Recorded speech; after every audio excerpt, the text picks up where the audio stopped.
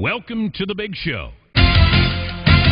He could go all the way.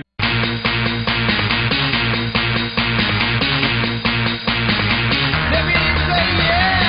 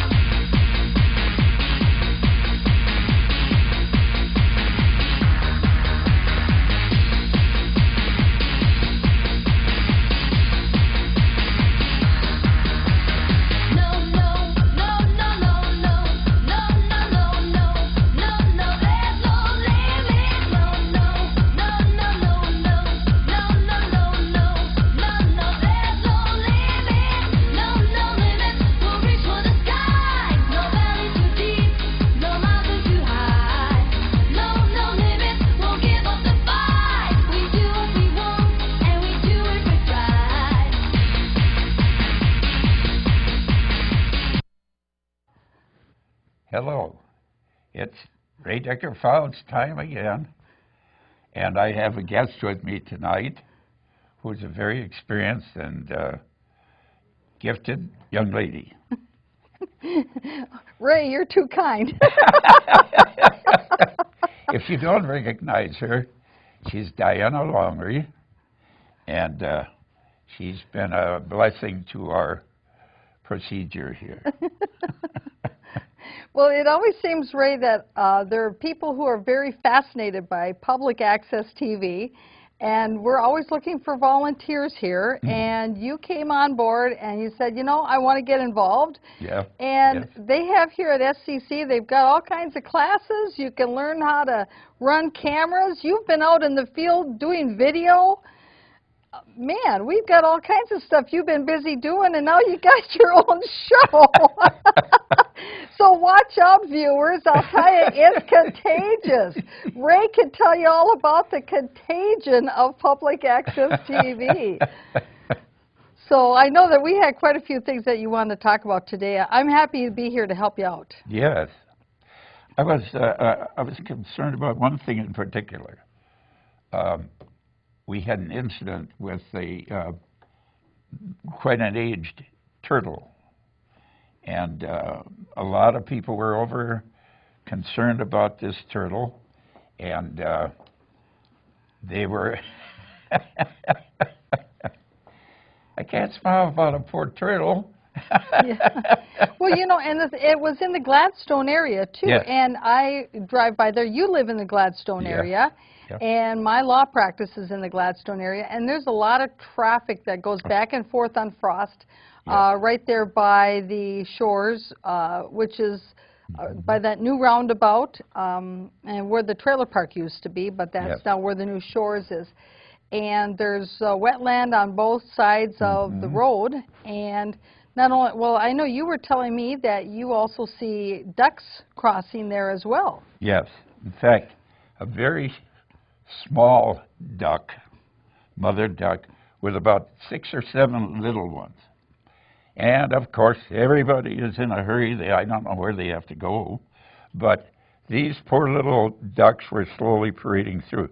So I made every effort I could to put my car in the path of other people that wanted to run over them. And so after many attempts, they finally, Mama caught first, and then the little ones over and back, and then they all got through. Fortunately, I thought to go around the roundabout and do the same thing on the other side. Oh, so they could cross over to the other side. Yes, so they could get over and into the water on the other side. Yes, and it was gratifying to be able to have prevented anything bad from happening. But no attempt is made there anywhere to rectify that problem. So those little ducks and the turtles and whatever can get through without all that confusion. Well, and I've seen similar issues on Beam Avenue, where again you've got a wetland on one side of the road and wetland on the other side. I've also seen the same similar issue there on Cope Avenue, because Cope Avenue, again, that's by Knuckle, what's that called, Knuckle Lake? I think. And there's a lot of wildlife that is in that area, and you see that also happening there. And this was a situation that, you know, certainly came to my mind when I was driving. I had somebody who was driving by there, and they were on their way somewhere, but they gave me a call because they saw that my car was in front of my law office there. So they gave me a call and they said, Diana, I think there's a really big snapping turtle that's trying to cross that area of the road there on Frost. And they were concerned about it, but they couldn't stop to do anything about it because they were under a time crunch. So they said, well, you know, Diana, maybe you could take time out of your time, your day, and go over there and see if you can rescue the turtle. And of course, I think to myself, well, okay, I'm not under a deadline. You know, you're always working in a law office, right? But was I under a deadline? Well, not that minute. So, you know, I hopped in my car and I went over there, and you had to turn around and stuff. But unfortunately, by the time I got there, and maybe he had been passed away for a while. I don't know. It's hard to tell. But unfortunately, it was too late. But I called City Hall and alerted them to this issue, and asked if somebody from City Hall might send somebody from Public Works over there to take care of this in the road, this turtle. And so then I went to the City Council meeting. That was the next council meeting that was subsequent to that. And I presented this issue to the City Council. Now, unbeknownst to me, I didn't realize, and somebody who saw it at the city, when they were watching the City Council meeting, they sent me a message on Facebook saying that there was a similar story actually on WCCO a couple of weeks prior, where in another community they were very concerned about what type of curbs they have in their community, so that there was a better passage for those animals that are crossing the road, because it is hard enough as it is. And they were saying in that particular community they were concerned about blanding turtles, which I think might be on the endangered species list. But the article was saying that for every turtle that is killed, that you are basically eliminating 30 years of a breeding cycle or something to like that. I wish I had a clip of that. I have a clip. I did bring with me the clip of my presentation at the City Council meeting. So I don't know if we have time for that or not. Let's give it a spin. Let's see what happens. 3 minutes. Thank you very much. Diana Longry, 1771 Burr Street. If I could, I'd like to use the overhead.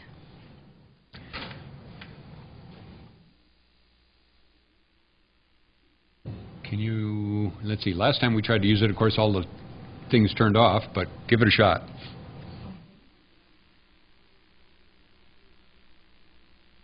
You need to either pull your picture down or push it up, or I don't know which way it goes. Okay. Okay. So today I just wanted to share with you that I had the opportunity of seeing the largest snapping turtle I ever saw in Maplewood, and this is that snapping turtle right there on the screen. Now, unfortunately, by the time that I came upon him, he was dead. And maybe this doesn't seem to be a big issue, but I think it is, because unfortunately this is a very big snapping turtle. This is in front of the shores on Frost Avenue. He was apparently trying to go from one wetland to the other wetland. And he was the victim. Now you can see how big he is. That's to scale. You can see there's a regular sized man's wallet and keys. He was the victim of two things. One that's in our control, one that is not within our control. The item that's not within our control is either the reckless or the vindictive driver who drove over him. The thing that we do have control over, however, is the type of curbs that we put in our road projects when they are in wetland areas. Because you see, unfortunately, this turtle, as many turtles in my neighborhood, because I live right next to 500 Ripley, which the city pumps out all the time, which everybody knows is there's a lot of wetland there. We have these same kind of curbs in my neighborhood, and my neighbor and I, we are forever rescuing turtles who are unable to traverse those curbs and get from one spot of a pond to another pond. And so at the same time that I was waiting for the city to come to remove this poor turtle off the roadway and to give him a decent burial, at the same time there was a mother duck and her ducklings also trying to cross near the same area, having the same problem, that the mother duck and her two stronger ducklings could jump the curb, but the three other smaller ducklings, unfortunately, they had to keep jumping, and finally there was a Good Samaritan driver who stopped in the middle of the road, so all the other vehicles had to stop to let those ducklings jump up the curve, and then when they got across the other side, they had to do the same thing all over again. I would like the city to consider that when we are putting curbs in wetland areas, that we use the other type of curb, which allow our wildlife that's having problems traversing the curbs to actually be able to go from one wetland to the next, because we do not know where their travel corridors are, and I think this would be helpful for them. And it's unfortunate for this turtle that he was in the wrong place at the wrong time, but I wanted to bring this to the attention, and I do want to say thank you to Chris, who is the sustainability technician, who went out and brought a shovel, and we buried the turtle off to the side of the road so that way at least he wasn't sitting there for other cars just to keep driving over him needlessly. Thank you. Thank you. Well, now everybody, Ray, knows that you were the Good Samaritan that was there helping those poor ducks. Because I was probably sitting there along the side of the road, probably about nearly an hour and a half. And you would be maybe surprised at the number of people who stopped, who were concerned about, you know, what was going on, because they could see the turtle. And notice that the turtle there was next to that white line. It wasn't like it was in the middle of the road and just hadn't gotten very far. It was actually almost to the end of where it was trying to get to when it got hit. So, you know, and when you have that big median in the road like that, you mentioned yourself, you had to whip around the roundabout and get go the other direction, because once the ducks were through that median, well, then they had to go through this all over again, because now with a median like that, you don't have just 2 curbs to worry about. You've got 4 curbs to worry about. So while that median may look beautiful, certainly today it looks very beautiful, that median does, but when you're thinking of it from the perspective of a turtle or a duck, that median actually now gives them 4 hurdles rather than 2 hurdles. Yes. It seems as though in the design of these things that they could come along and make a slight, you know, drop down some so that it wouldn't be so difficult. And it wouldn't have to be more than a couple of feet or any sort of, you know. Well, and it's my understanding that there are actually several different types of curb design that they can select from when they're doing their road projects, and that there was one area of the Gladstone community off of, I think, like Frank and Duluth area, just south of Frost, that when they had their road improvement project done, they didn't want the tall curbs, and that they wanted the sloping curbs. And so in their neighborhood, they got the sloping curbs and not the tall curbs. And so if a person wants to take a look at another different kind of curb option in a road reconstruction project, that's where you can find an example of a different type of curb that that particular neighborhood that they felt was appropriate for their neighborhood rather than the tall curbs. Yes, that was on Frank, and what did you say? Like say if you look at Frank and Duluth Street, just south of Frost. So between Frost and Larpenter, you'll have, there's Frank and Duluth Street, and there's some other streets in there too, but those are the two that I am thinking of most clearly that would be within this area. And I'm pretty certain that in that general area, that's where you'll find that different curb design. Yes. And I know in your area, in the street reconstruction project, they put the high curbs in. Yes, they did. So all they're, over. you know, Yeah. so. Well, it'd be nice if we could, if something could be altered. I don't know. It doesn't seem like a big deal, just to knock a little bit of the curbing out and make a passageway for the little creatures of wildlife. Right, and you notice when they put the rain gardens in with the road projects, that they have a sloping curb so that the rain and the stormwater runoff off the street will then whoosh into the rain garden. Yes. See, so it's obviously quite entirely possible because yes. there are areas within our road projects where the curb slopes down and allows for something to pass through. In the rain garden instance, it allows rain and stormwater to pass through unheated. Unheated. And so you certainly, if you had an idea of where perhaps the wildlife might be moving through there, you could do very much the same thing.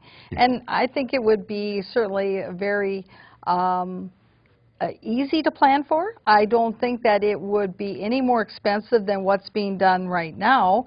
And plus, if our community is looking at being more environmentally friendly and sustainable, and that we are trying to, you know, create, you know, that type of an image for ourselves, and also a place where we have urban wildlife that we are considering, these are the kinds of things that we need to build into our long-term planning, and just say that this is part of our comprehensive plan. Yes, yes, indeed.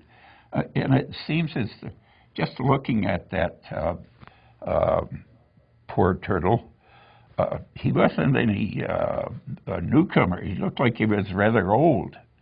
And it's terrible to have removed something as scarce, or whatever you'd want to call him, and then just blatantly run over him and leave him there. It just doesn't seem well, the thing to do. That's pretty much how I felt about it as well, because, you know, I just really felt that he deserved, he or she, whatever it is. I don't know how you tell with the turtle if it's a he or she. I don't know. It's a mystery to me. But I felt that certainly it was the largest snapping turtle I have ever seen in Maplewood here, and I grew up in northern Minnesota. So, I mean, I've seen some large snapping turtles in my life, but never in Maplewood. And to consider that, I figured that he deserved more, he or she deserved more than just being thrown in the back of one of the big city dump trucks and dumped in a heap someplace. And that really, you know what, since we built that curb, maybe we better bury the thing. Yes, indeed. So. Yes. That's the least we can do. So we'll never know how the city manager felt about me calling up and asking for somebody from the city to come down there with a shovel. But now Mr. Antonin has left the city of Maplewood, and I saw an article that I brought with me, Ray, because I know that your last show you had film footage that volunteers took filmed from North St. Paul. Yes. With the interviews of the North St. Paul city manager candidates. Well, there's an article I saw in the Maplewood Review that they say that actually that they narrowed it down to one finalist, and that this past Wednesday, just only 2 days ago, because this is Friday, July 13th, that they were having that last final interview with their candidate of choice. So maybe North Ah. St. Paul might have a new city manager soon.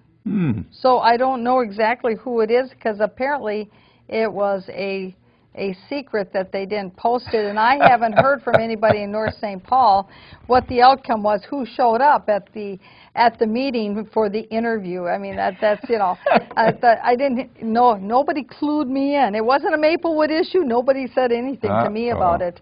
But I know that you were telling me before I said, well, yeah, let's talk about the turtle. You were telling me you had some of the other film footage left from what your volunteer had taken previously of the interviews. So I better quit talking so much so you have a chance to play a little of that. Otherwise, your volunteer will probably quit on you. Uh-oh, we don't want that to happen.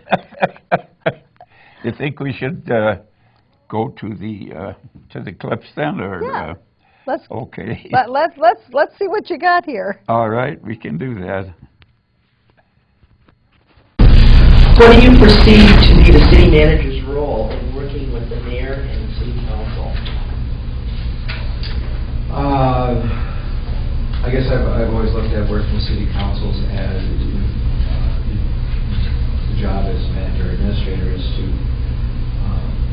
work with them as far as carrying out their directives, helping educate them on issues, providing options, and providing advice on whatever might come up, whether individually or as a council as a whole, to achieve what they want to achieve for the community. So it's carrying out your directives and helping you make the best decisions that you can make, and providing information and alternatives.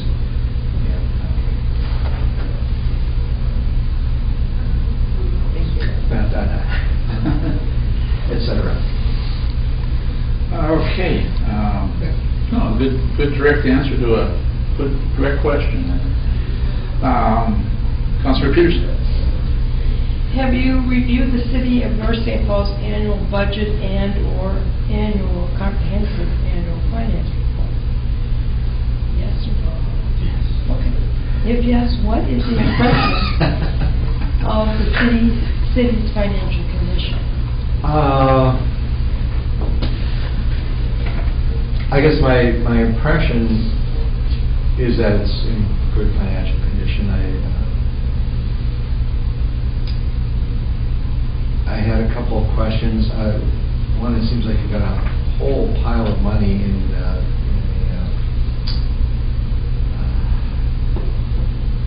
telecom. Rockets. Yeah. You know, I couldn't really tell if that's dedicated for something or if that's just money that you're sitting on hoping to do something with someday. In Morrow we have three main sources of revenue, and taxes are the smallest source of those three.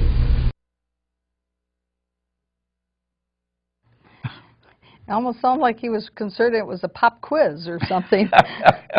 Well, you know, but the first question that the council member was asking, you know, what do you see as the role of the city manager with the city council? I think that's a very valid question. His answer, though, was not very in-depth. Well, he felt that the role was to, work with them, do what they've told him to do, and to educate. Well, okay, I guess. You think there's a little more to it? Well, I do. And I was thinking about this the other day, is that when you're looking at, say for instance, a city manager, and you're looking at a new city manager to come in, you're not going to always have a council, nor do you want to always have a council where everybody thinks the same way, that they're drinking the same Kool-Aid, and that they make the same decisions, because then that isn't very representative, actually, I don't think, of the whole overall community, because your community is very diverse. People have different opinions, different ideas, would make different decisions. So if you've got a council that is so single-minded that they're all the same, well, they're probably not very representative of their community. And I would think that a city manager, that his role is not only to do the things that were mentioned there, but also that role to give equal voice, equal opportunity to those who are in the majority to voice their opinions as those who are in the minority to voice their opinions, so that you really can encourage the council to have full discussions rather than saying, let's have short meetings and go home. Yes. Yes. It was interesting the way he conducted that. Now, you were telling me about when you first met Mr. Anton, and you didn't know who he was. Well, I would come into the council chambers. And this is in Maplewood, right? In Maplewood.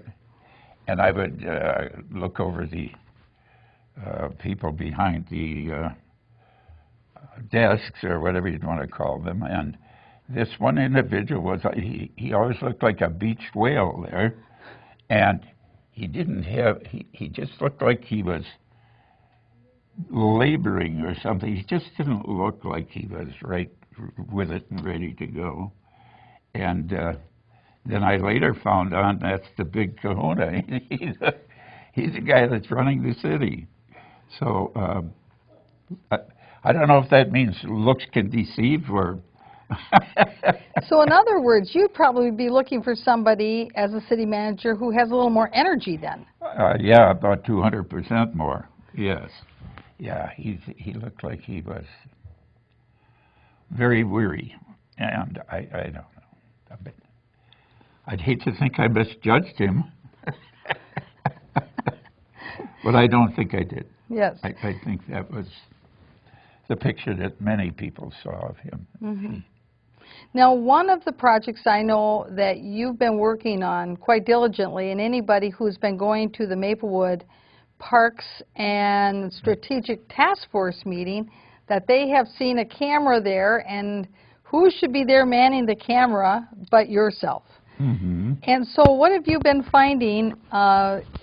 What's your impression of these first few meetings of the Parks Strategic Task Force? Okay. Quite frankly, I think they're going to have to put much more effort into attracting the public, because we don't seem to have, of all of those meetings that I've attended, now someone said that the man who conducted the last meeting down at the south end of Maplewood said, oh, we had a wonderful turnout. I didn't see it. I saw very few, if there were any, more than what we'd had at the other ones. It wasn't apparent to me. And I had the camera going there, and, well, my partner and I did, of course. But, no, they've got to do something more to advertise the fact that they want people to come there, because it doesn't seem like people are that... or probably don't even know about it. Right. I think that's what it is. Yep. And I know that you're planning on having film footage of what you've been taping on your future editions of Ray Decker Files, right? Oh, yes, absolutely. Yes. Good. We got to do that. Well, they're telling me, Ray, they're giving me the high sign, so I'm not going to talk anymore so that you can give them the wrap-up. I'll give them the wrap-up. So are we finished? Oh, my goodness, we are finished. Happy days, folks. See you next time. Yeah. See you next time. June 6, 2013, Moody's rating. And I love this. Say that because of time constraint.